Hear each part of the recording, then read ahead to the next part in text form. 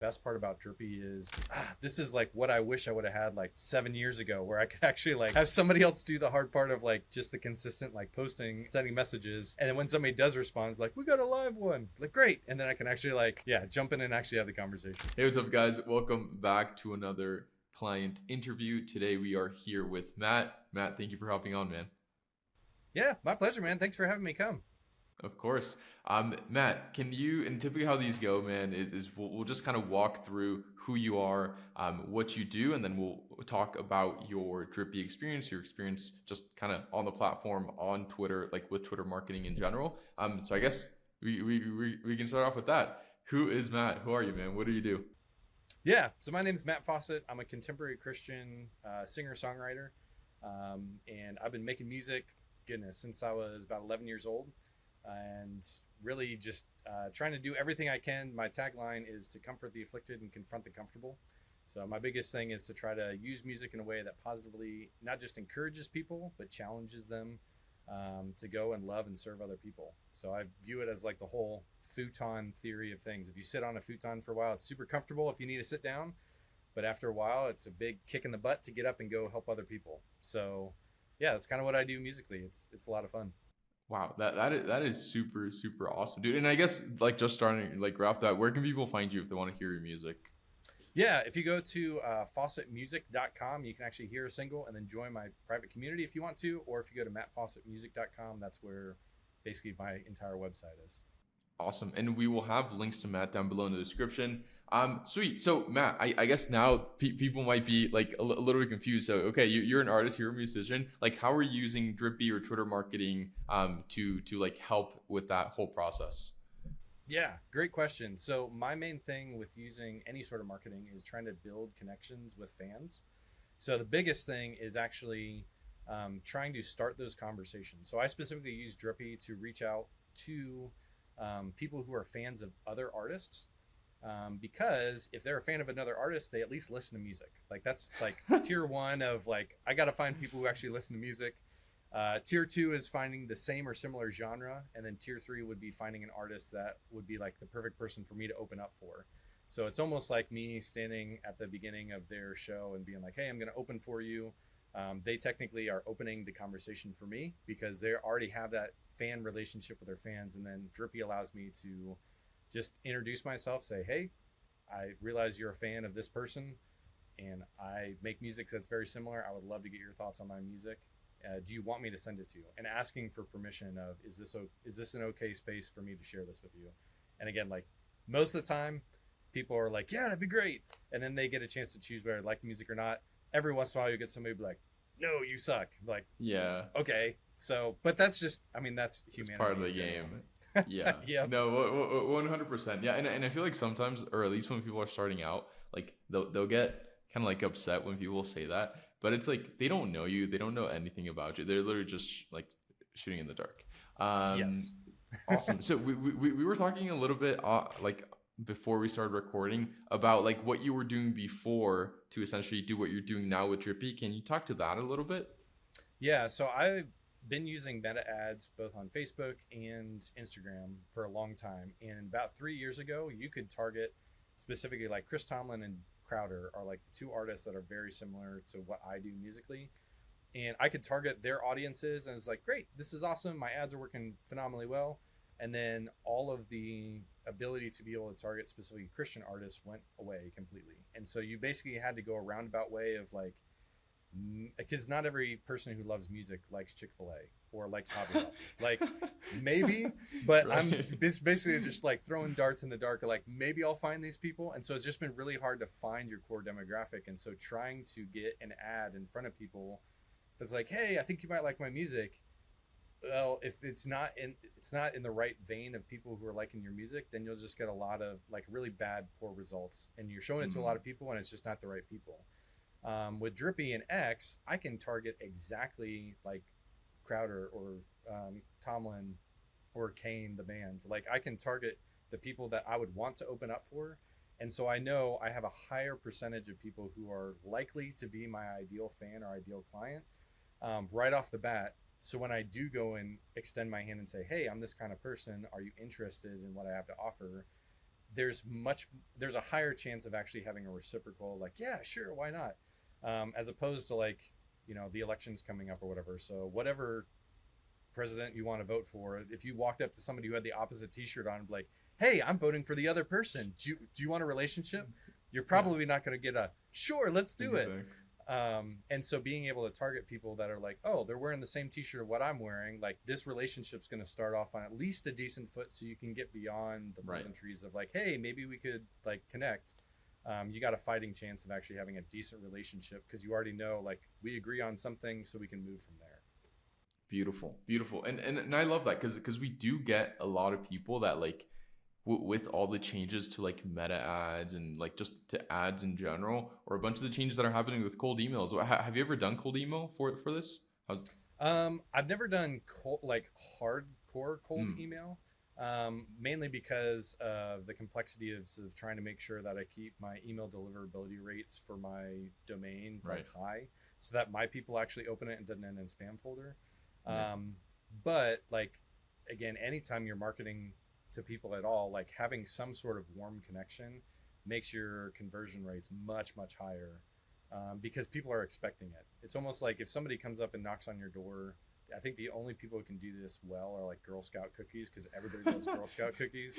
yeah, But if you're selling anything else and you walk up and you're like, hey, I want to take something out of your bank account and give you something else, like unless they actually are like in the market for that, right.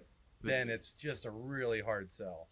Yeah, no, I agree. And I guess on that note, like how like have you made any changes to your profile, or like can you talk to like if you have a big following, like are you very active, are you not active? Like what have you done to kind of increase that trust that you can kind of show off, or that trust that you can kind of build just directly through your account? Oh yeah, for sure. So one of them is paying for the verification, because Right. then like, and I understand before it's like, oh yeah, like you're famous, so we'll give you the verification for free or whatever. I kind of appreciate the paid version of it because it means that people are now like, I'm invested in this, as opposed to just somebody thought I was famous, so therefore I get the check mark. Yeah. But that's one huge thing, is just so that people know that you're like serious about doing it, and especially for music, like it's really easy to see, if you're not going to pay for the check mark because it's like, they suck, I don't want to do that. Like, well, you're basically telling people that you're not really serious about doing it. I also am pretty active on X. A lot of it's through scheduling. So I literally have a Mm, list of 10 different types of posts that I do every single day, on top of 10. just randomly getting on there. Yeah. So Wow. trying to remember what all of them are, but I tell dad jokes on there. Okay, nice. I'll usually post like a reel. I'll have a quote of the day, a question of the day. Wow. s- Every uh, day you make 10 posts. yeah. Wow. And Wow. and again, Wow. like it's supposed to be content out there for people to be able to gravitate onto and be able to connect with. And the consistency, I find, especially on X, helps so much more, of just being consistent on there, so that people know like, hey, you're here, you're doing something. Because there's a lot of even Christian musicians that I'm trying to connect with, fans and stuff, who maybe do like one or two posts a day, or they're not doing anything at all, and then all their posts are just basically like billboards of, hey, this is what my label wants to tell you is going on.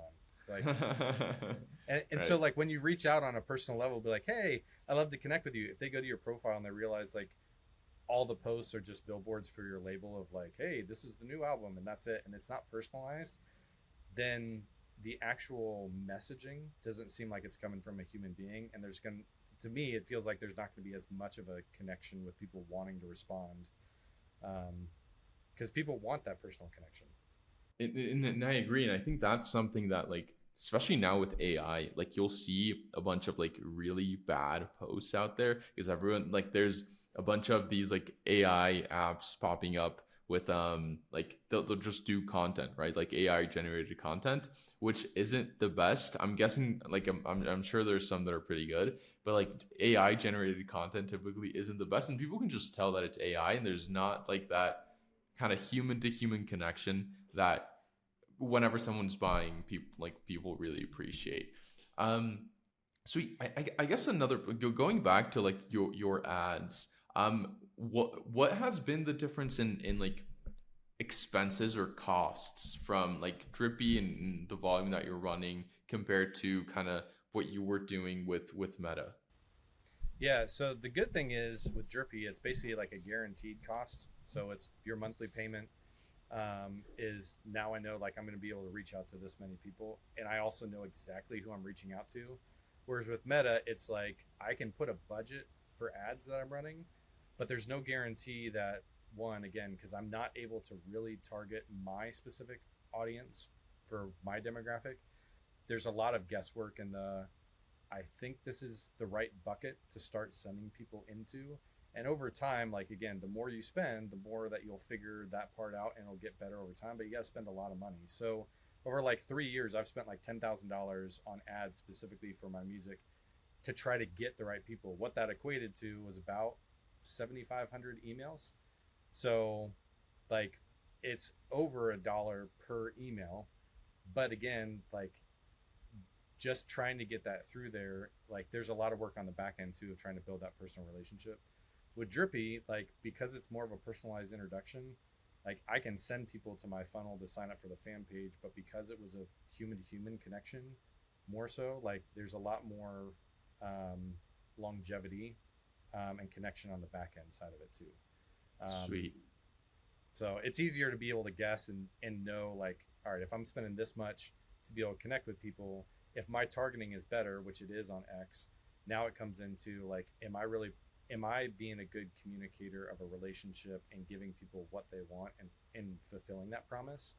So it puts weight on me to get it right, but I would rather that weight be on me than again getting calls from Facebook being like, hey, if you spent more, you could probably get the right people. Like if the only option is always if you spent more you might get more, like that's not really a great business plan. Like it does work, but especially for me as an independent artist, and I know for a lot of entrepreneurs, like we don't have an endless bank account of cash that we can just dump into ads and just be like, well, we spent $500,000, we got some people, it worked. Like I got to be pretty cognizant of like what I'm spending to make sure I'm getting a good return on that investment.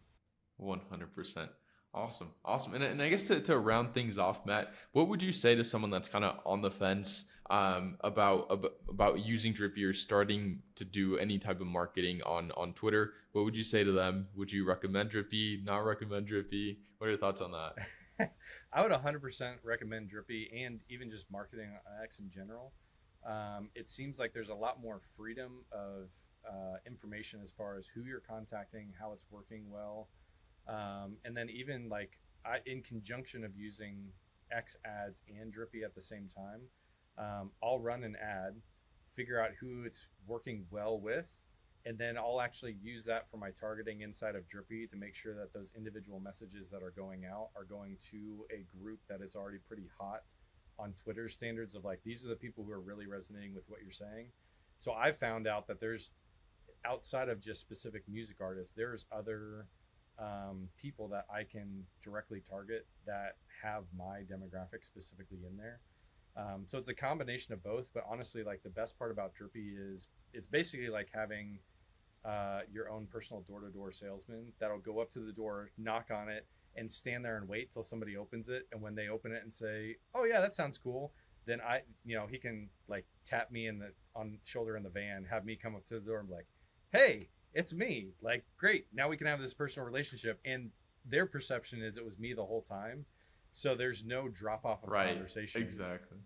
So I really, really love that because I used to, before running any ads at all, I literally would spend hours a day on X thumb typing out or then eventually like copying and pasting those messages in and doing it. So when I found Drippi, I was like, this is like what I wish I would have had like 7 years ago, where I could actually like have somebody else do the hard part of like just the consistent like posting of like sending messages. And then when somebody does respond, like, we got a live one, like, great. And then I can actually like, jump in and actually have the conversation with them. So beautiful. Well, Matt, I appreciate you a ton, man. Thank you so much for hopping on. Again, where can people find you, dude? And we'll leave your links down below. But again, where can people find your music? Yeah, for sure. If you want to go to faucetmusic.com, that will show you one of my songs that everybody is resonating with right now and absolutely loves. And then it gives you an opportunity to join the free private community and we can connect more inside. Beautiful. Well, Matt, thank you so much. Hope you have a great rest of your day and we'll speak soon. Awesome. Sounds good, Alex. Thanks, man. Thank you. Peace. See ya.